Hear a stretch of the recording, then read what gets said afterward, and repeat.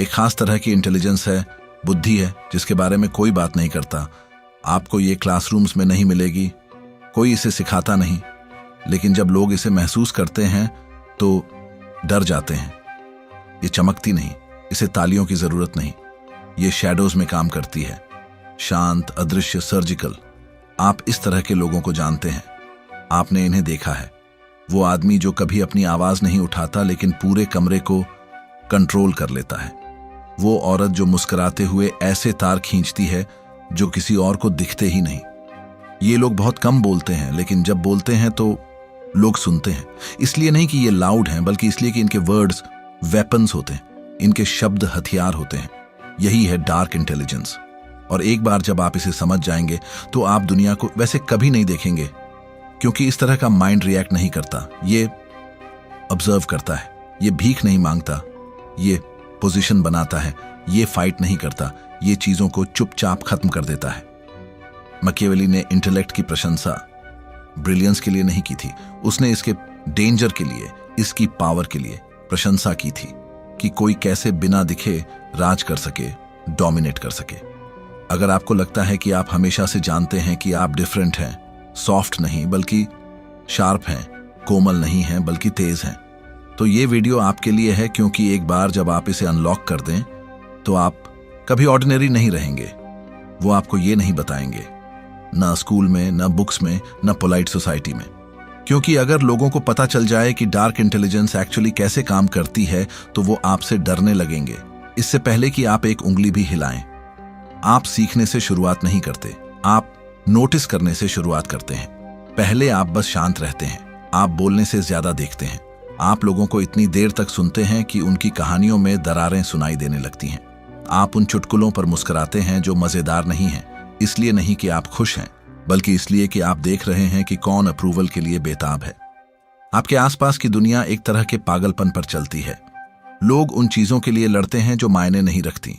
वो झूठ का बचाव करते हैं सिर्फ अपने अहंकार को बचाने के लिए।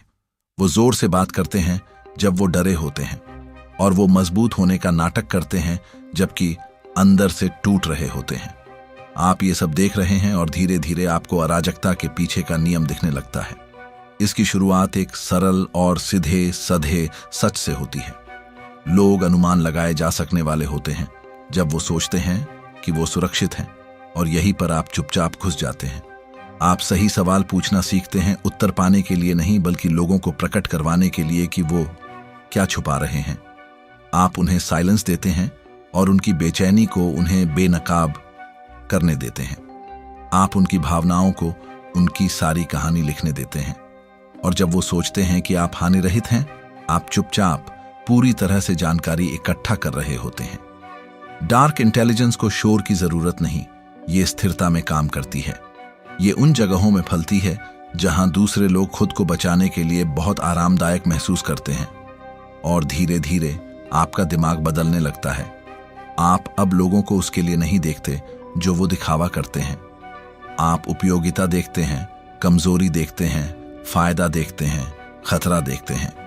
आप झूठे को उसके बोलने से पहले देखते हैं, असुरक्षित को उसके दिखावे से पहले, विश्वासघाती को उसके धोखा देने से पहले। आप बाकी सभी से 5 सेकंड तेज हो जाते हैं, 5 कदम आगे, क्योंकि आपका दिमाग अब इमोशनल नहीं रहा, ये स्ट्रेटेजिक हो गया है। यही है मोड़ का बिंदु, जब आप चतुर नहीं होते बल्कि जब आप भोला होना बंद कर देते हैं। आप समझते हैं कि सच उतना मायने नहीं रखता जितना कि लोग क्या मानते हैं, कि भरोसा एक औजार है, कि ज्यादातर लोग खुद से और आपसे झूठ कह रहे हैं, और अगर आप उनके भ्रम को कंट्रोल करना सीख सकें तो आप उन्हें कंट्रोल कर सकते हैं। यही है डार्क इंटेलिजेंस। आईक्यू नहीं, आकर्षण नहीं, कड़ी मेहनत नहीं, परसेप्शन के जरिए, धारणा के जरिए कंट्रोल। आप अपने शब्दों को हथियारों की तरह इस्तेमाल करना शुरू करते हैं, नपे तुले, जानबूझकर, कभी बर्बाद नहीं। आप सच को जहर की तरह गिराते हैं, धीमे, पता न चलने वाले और परमानेंट। आप खुद का बचाव करना बंद कर देते हैं। आप अपने फैसलों को समझाना बंद कर देते हैं। आप अपमान पर रिएक्शन करना बंद कर देते हैं, क्योंकि अब आप जानते हैं कि लोगों को बिना टकराव के पछताना कैसे करवाना है। आप अब उनके नियमों से खेल नहीं खेल रहे, आप खेल को अपने डिजाइन के लिए मोड़ रहे हैं। आप कभी अपना पूरा दिमाग नहीं दिखाते। आप अपने लक्ष्य साझा नहीं करते। आप लोगों को नहीं बताते कि कब उन्होंने आपको दुख पहुंचाया है, क्योंकि आपकी दुनिया में दर्द बस एक और डेटा है। आप कोई और बन रहे हैं, ठंडे नहीं, क्रूर नहीं, स्ट्रेटेजिक। यही है वो चरण जिसकी मैकियावेली ने सबसे ज्यादा प्रशंसा की थी, साइलेंट ट्रांसफॉर्मेशन। जब कोई व्यक्ति एक टूटी दुनिया में फिट होने की कोशिश बंद कर देता है और इसे नया आकार देना शुरू करता है, और सबसे अच्छी बात, कोई नहीं जानता कि आप क्या बन गए हैं जब तक कि बहुत देर न हो जाए। वो सोचते हैं आप अभी भी हानिरहित हैं, अभी भी निर्दोष हैं, अभी भी बस शांत हैं।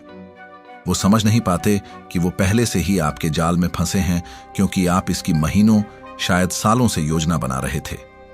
और अब आपको शक्ति की जरूरत नहीं, अब आप खुद शक्ति हैं। यही है कि डार्क इंटेलिजेंस कैसे जन्म लेती है।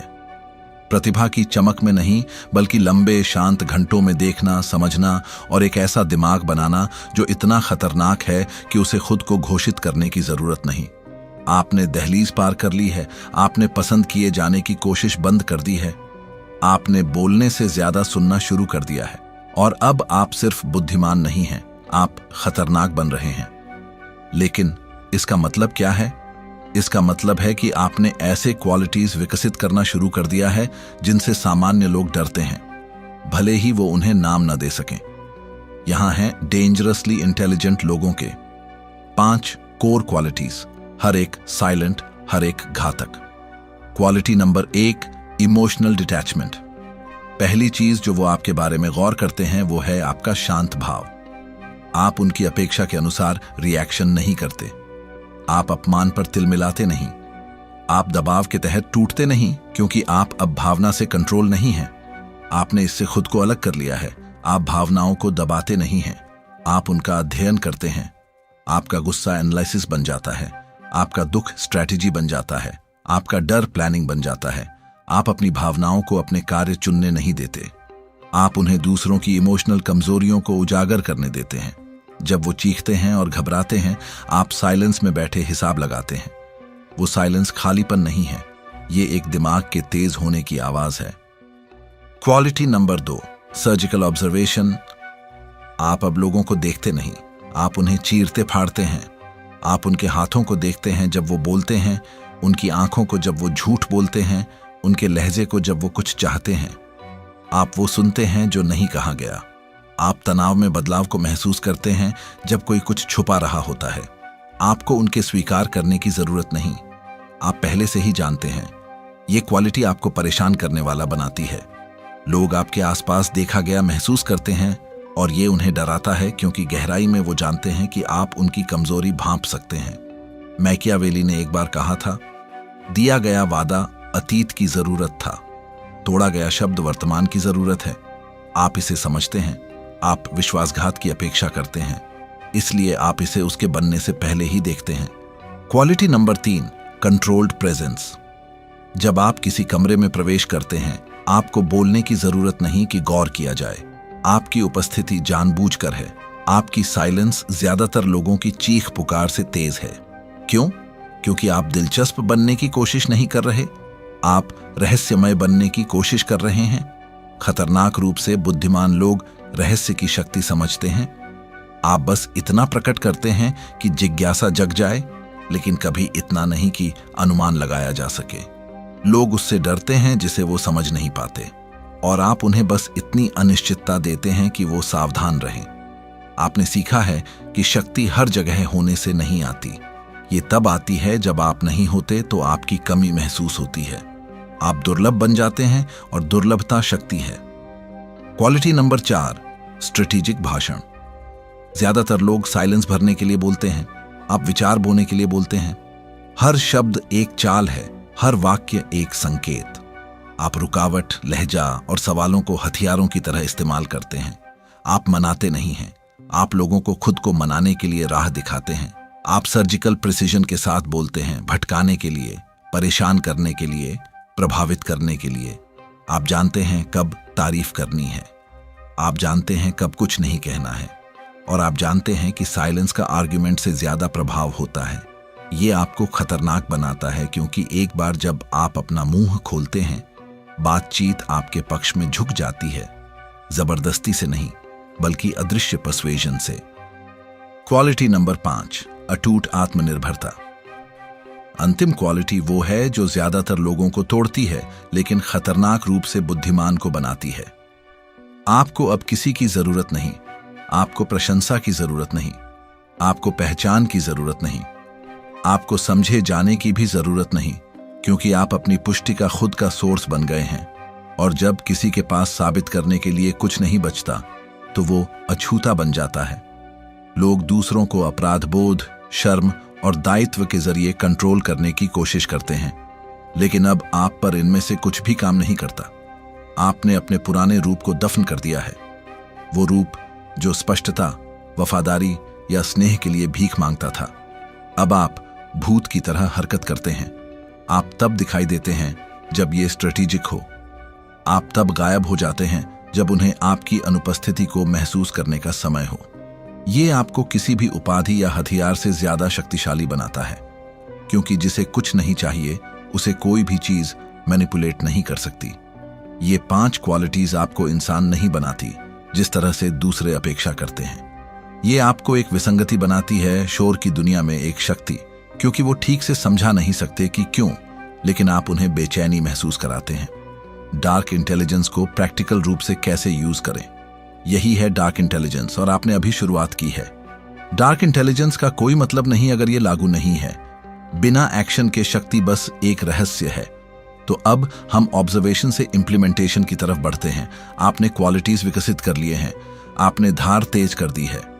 अब हथियार इस्तेमाल करने का समय है। यहां है कि आप डार्क इंटेलिजेंस को साफ नजर में हर दिन कैसे इस्तेमाल करें बिना पकड़े गए। नंबर 1, बातचीत को कंट्रोल करें, उन पर हावी हुए बिना। ज्यादातर लोग जीतने के लिए बोलते हैं, आप गाइडेंस के लिए बोलते हैं। दूसरों को बात करने दें, उन्हें अपने आप को एक्सपोज करने दें। आपका लक्ष्य प्रभावित करना नहीं, डेटा निकालना है। नंबर 2, साइलेंस को प्रेशर की तरह यूज करें। ज्यादातर लोग साइलेंस हैंडल नहीं कर सकते। वो इसे भरने के लिए जल्दी करते हैं, खुद को समझाते हैं, सफाई देते हैं, माफी मांगते हैं, लेकिन आप साइलेंस देते हैं। नंबर 3, अपने इंटेंशंस जीतने के बाद रिवील करें। कभी अपनी प्लान्स की अनाउंसमेंट न करें, कभी अपने मोटिव्स की एक्सप्लेनेशन न करें। लोगों को आपको गलत समझने दें, उन्हें आपको अंडर एस्टिमेट करने दें। नंबर 4, शक्ति को कभी इमोशनल रूप से यूज न करें। यहीं ज्यादातर लोग फेल हो जाते हैं। वो इमोशनल हो जाते हैं, वो बेहतर महसूस करने के लिए सजा देते हैं। आप ठंडे इंटेंशन के साथ काम करते हैं। नंबर 5, अपनी गहराई को छुपाएं।